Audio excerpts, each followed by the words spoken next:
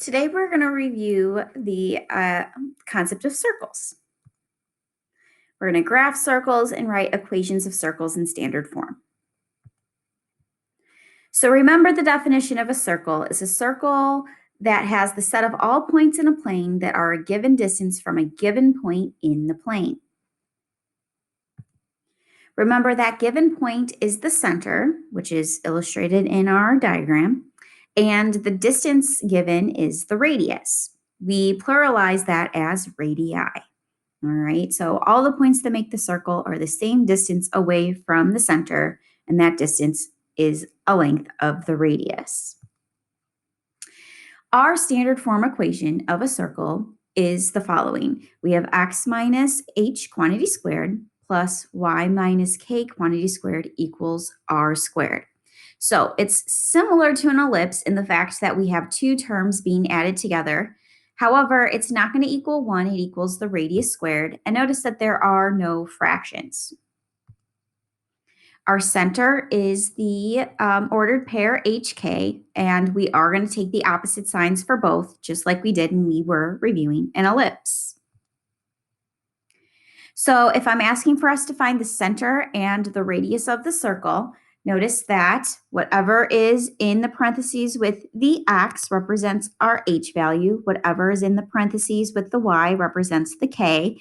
However, like the last slide just said, we are going to change their signs. So that -2 is really positive, the 7 is really negative. There's my center.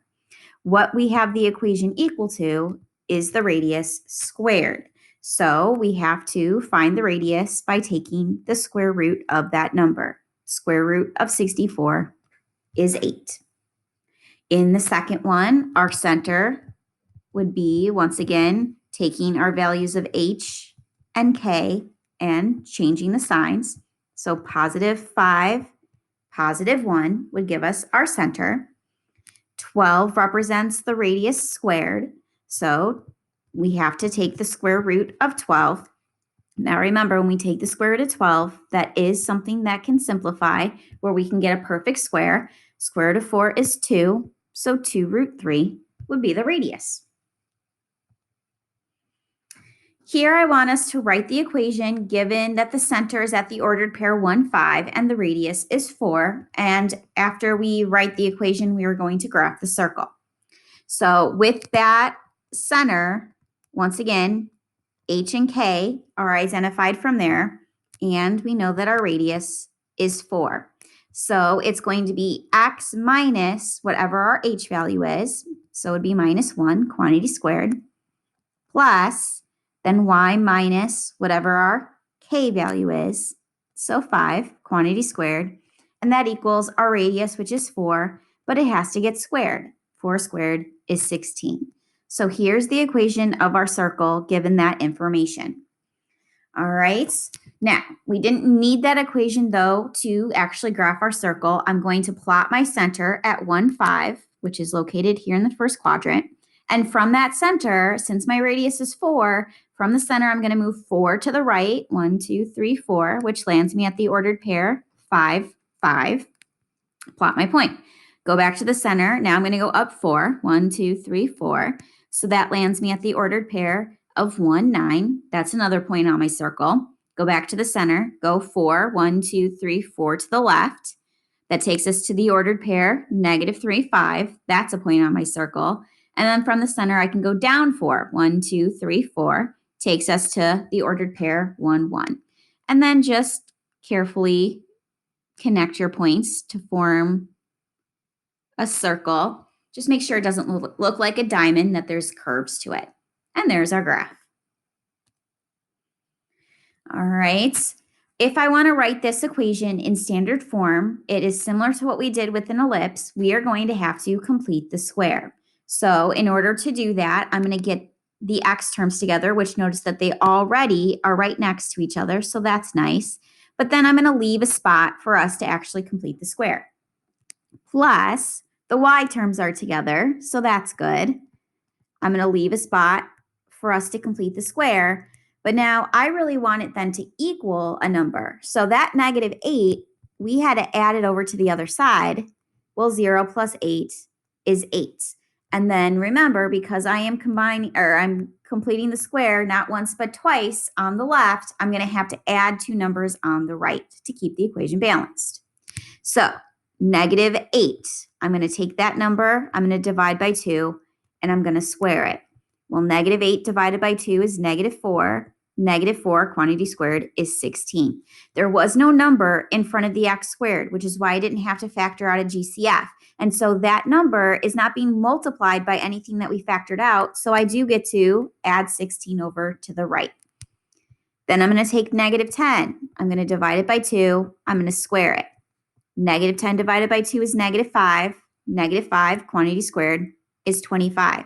Same thing. There was no number in front of the y squared, so there was nothing that we had to factor out. So 25 doesn't have to get multiplied by anything. Since I added 25 on the left, I add it on the right. So now my standard form is us actually then factoring the two terms that we just completed the square for. So remember, what multiplies to 16 but adds to -8? Well, that's -4. So x minus 4 quantity squared plus what multiplied to 25 but adds to -10, well, that'd be -5 and -5. So y minus 5 quantity squared. That equals, if I add those three numbers together, that gives me 49. There's my standard form equation. My center can get identified. Remember our h and our k, but we have to switch the signs. Both of those were negative, so that means that they become positive. My radius, well, 49 is really the radius squared, so take the square root. Square root of 49 is 7. And there's my answer. So go ahead and I'd like you to pause. Go ahead and get this equation into standard form. Find the center. I know it's hard because you can't see it, but I want you to also identify the radius and then graph the circle. So push pause and try this checkpoint problem. Okay, so notice that we had to add the 1 over to the other side, which is why it then equaled 5. We had to complete the square only one time because there was no term of y. It was just y squared. That means that I didn't have anything to get added or subtracted to that y, so that's why my center was at 2, 0. And then 9 was what it ended up equaling, so take the square root. My radius is 3, and then there's my picture. When we're classifying circles, circles and ellipses are very similar. And so if I just gave you an equation and I didn't actually need you to do any algebra, but I wanted you to classify, well, how do we do that? The equation, if we're talking about an ellipse, is going to have two squared terms that are positive. However, their lead coefficients are going to be different numbers. When we're talking about a circle, we will also have two squared terms that are positive, but this time it's a circle if those lead coefficients in front of those squared terms are actually the same number. So if I looked at these two equations and I didn't want us to actually complete the square and get it into standard form, but I just am asking us to classify, well, notice that I want to look at my squared terms. In number 1, my squared terms are the first two terms.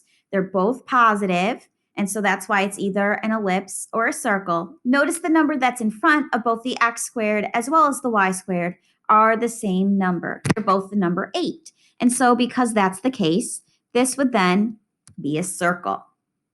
If I look at the next problem, I don't need to have to get into standard form to be able to classify it. I'm looking at the squared terms.